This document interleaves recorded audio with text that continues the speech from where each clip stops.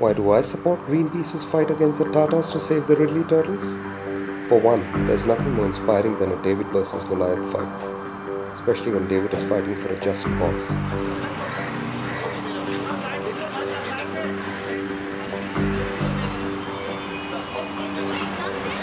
You know, Gandhi once said, first they ignore you, then they laugh at you, and then they fight you, and then you win. Today, 80 Greenpeace volunteers have converged here at Bombay House, which is the headquarters of Tata Steel, and they are asking Mr. Ratan Tata to honor his commitment. They have made a commitment that the Dhamra port, which Tata Steel is building right now in Orissa, if there is any likelihood of damage to the environment, he'll reconsider the location of the port. I'm over here so that I can ask Tata, okay, can you ensure the safety of the turtle? What is Tata doing over here in this area? What impacts will it have 5 years from now, 10 years from now, 20 years from now? There is scientific evidence that proves that Dhamra port will prove to be an ecological disaster for the biodiversity as well as the olive ridley sea turtles in the area.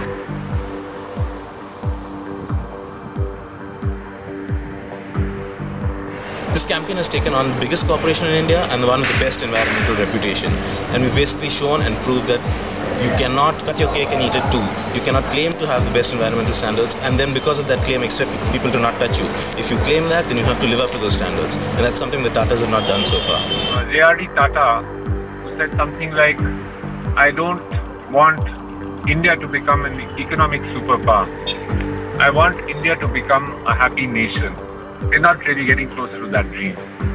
No corporation or government, nobody in this country can go ahead with impunity and think it can rape this planet and its resources and all the creepy crawlies that live on it and not have to look over its shoulder. No corporation can now actually go out and say, I'm not accountable, no one can touch me.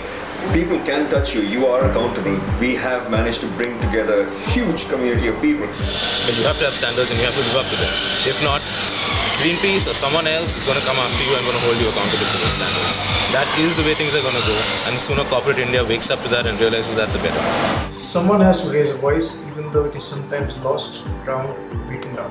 The opposition has been discredited in a very effective propaganda campaign. Greenpeace and some of us personally have been the target of various kind of attacks, underhand tactics. Fake emails are flying around and masquerading as mails from Greenpeace. Fake emails have been sent in my name.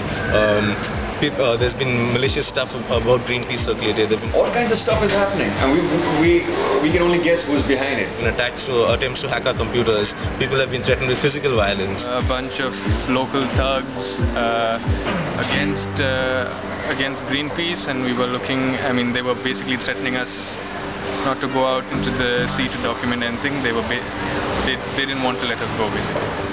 People have been followed around. All kinds of stuff like this has been happening. And that obviously would not be happening unless we were really being a major thorn in the side of the people that we're targeting. And that, I think, is greatest. It's not something that Greenpeace has achieved, it's something that this entire community that we've built up has achieved. And that's something to be proud of. It took us by surprise, all these hundreds of thousands of letters pouring in. So we've had over 100,000 people now sending in emails, over 10,000 people sending in faxes to the Tatas. You can't ignore 100,000 people. You have to fight them.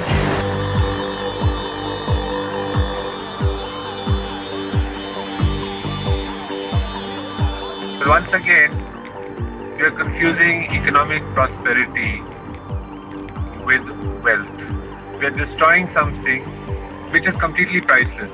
Something that we cannot ever hope to recreate. You have to remember, those turtles are older than India.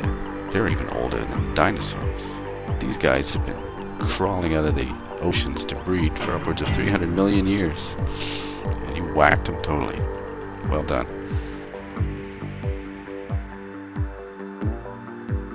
For something like this, for an environmental issue, getting so many people around that issue so quickly, especially knowing what the odds were, I think that's something that's unbelievable. It was inconceivable 1 year back.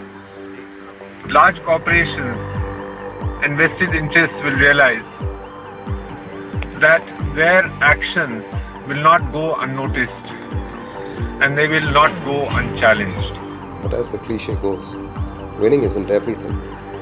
You don't always fight the battles that you know you'll win. You fight the battles that you know are worth fighting. Irrespective of where this campaign goes from here, we might still win it, we might lose it, the Dham report might not come up, it might come up, we don't know.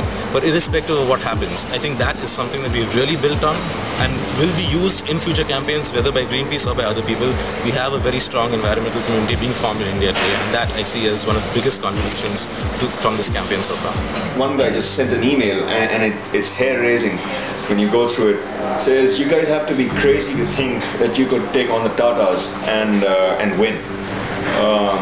But in moments like these, it's losing causes like yours are the only ones worth supporting. I hope Mr. Tata is watching this, because this is what we've managed to do, and it's beautiful. The Tatas have unlimited resources and they may well win this battle. But our struggle is not a battle. It's a long war. And remember, it wasn't the hare who won the race in the end. It was the turtle.